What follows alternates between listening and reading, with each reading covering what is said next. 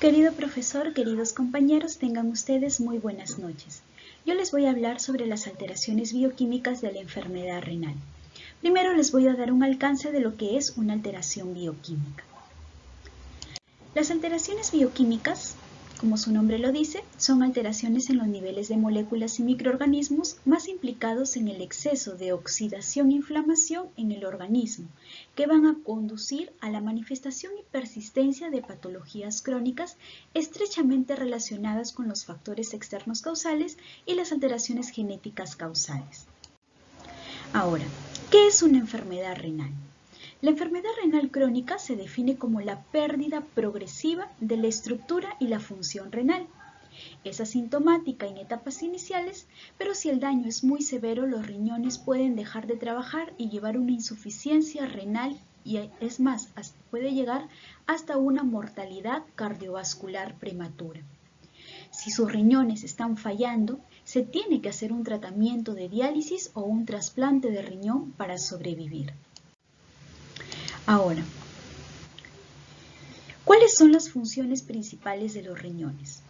Tenemos que nuestros riñones tienen tres funciones principales. Entre ellos, la primera es la filtración de la sangre que lleva a los capilares glomerulares, la reabsorción tubular de sustancias que no deben ser eliminadas y por último la secreción tubular de sustancias que pueden sufrir también los dos procesos anteriores. Por otro lado, existen 4 tipos de análisis de la función renal: la creatinina, la urea, electrolitos y las proteínas en la sangre. Voy a hablar primero de la creatinina. La creatinina es una sustancia de origen muscular constituida por 3 aminoácidos. La cantidad de creatinina que aparece en la sangre de un individuo depende de su masa muscular. Esta concentración será constante para cada individuo si no varía su masa muscular.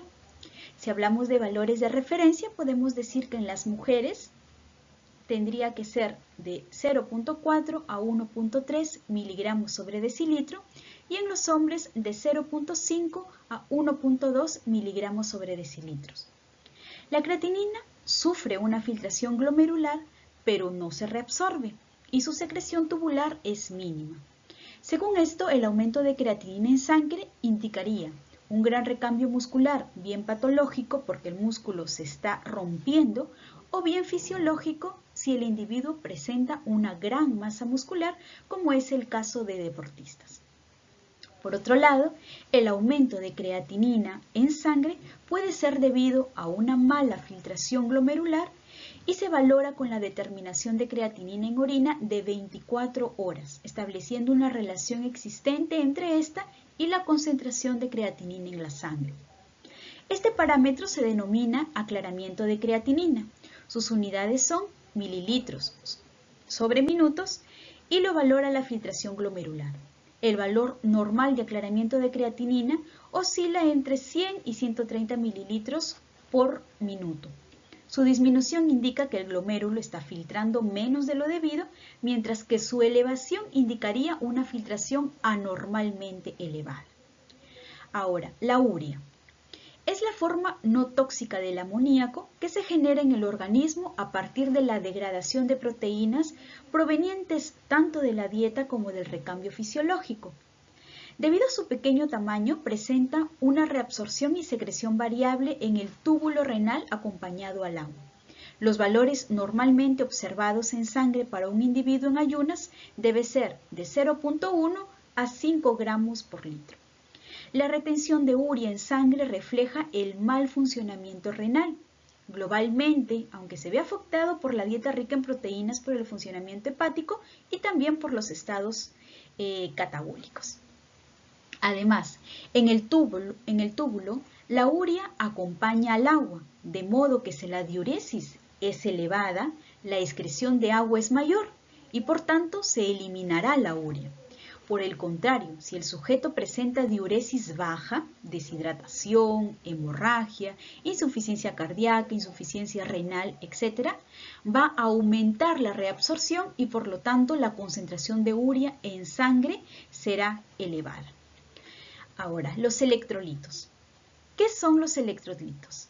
Estos son iones libres. Los podemos mencionar o los podemos ver que son el sodio, el potasio, el cloro y el bicarbonato. ¿Existen en los líquidos corporales? Sí, están presentes. Todos los procesos metabólicos del organismo afectan a la concentración de electrolitos en la sangre y orina. Su concentración es determinante para la osmolaridad, el estado de hidratación y el pH de los líquidos corporales. La existencia de una patología renal se va a reflejar en el desequilibrio de la concentración de estas sustancias tanto en la sangre como en la orina de 24 horas. La interpretación de estas determinaciones es compleja, ya que numerosas patologías distintas a la renal van a alterar su concentración. Junto a otras pruebas como el aclaramiento de creatinina que hemos mencionado anteriormente, la determinación de la urea sanguínea y urinaria, la determinación del calcio y el fósforo en sangre y orina representan una buena aproximación de la función renal. Ahora, ¿qué pasa cuando se encuentran proteínas en la orina? ¿Sí? Normalmente no debe aparecer en la orina, salvo en determinadas circunstancias como es en el embarazo, tras hacer deporte, después de haber estado mucho tiempo de pie, etc. No obstante, hay causas patológicas que se van a manifestar, ¿sí? Y que van a manifestar proteínas en la orina. El estudio de laboratorio de la proteinuria, también llamada, comienza con la determinación de la concentración de proteínas totales en la orina. Si se detecta la presencia, hay que descartar que se deba a una patología no renal, que implica un aumento de producción, como es el mielomas, fiebre, procesos inflamatorios, quemaduras, etc. Una vez que hemos descartado estas posibilidades, la causa será renal. En este caso, la presencia de proteínas en la orina puede deberse a una alteración del glomérulo que permite que las proteínas filtren o a una alteración del túbulo que no las reabsorbe.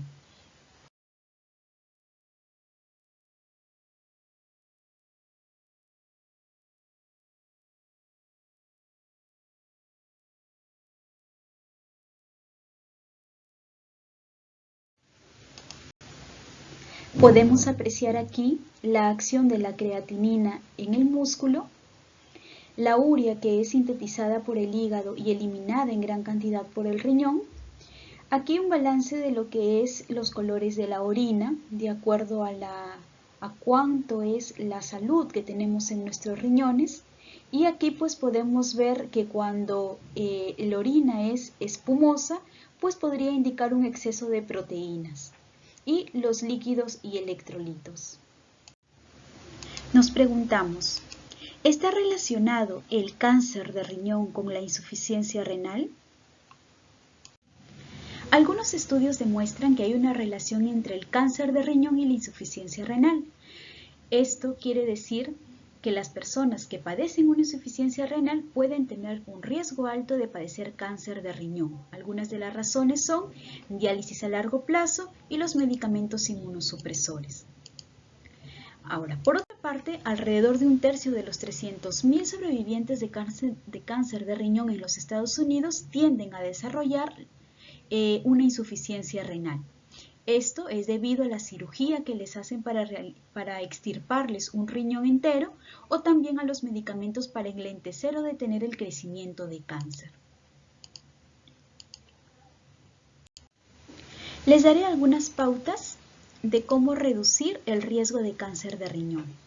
Si no sufre insuficiencia renal, no fume, mantenga un peso saludable, evite el uso prolongado de medicamentos antiinflamatorios no esteroides como el ibuprofeno y el naproxeno y evite el contacto o el estar expuesto con algunas toxinas que pueden aumentar el riesgo de cáncer de riñón. Entre ellos tenemos el cadmio, el asbesto y el tricloroetileno. Si ya sufre de insuficiencia renal, controle su nivel de azúcar en la sangre, especialmente si ya tiene diabetes, un análisis de sangre para evaluar la función renal llamado GFR y controle su presión arterial. Esto ha sido todo lo que he querido mencionar acerca de las alteraciones bioquímicas. Muchas gracias.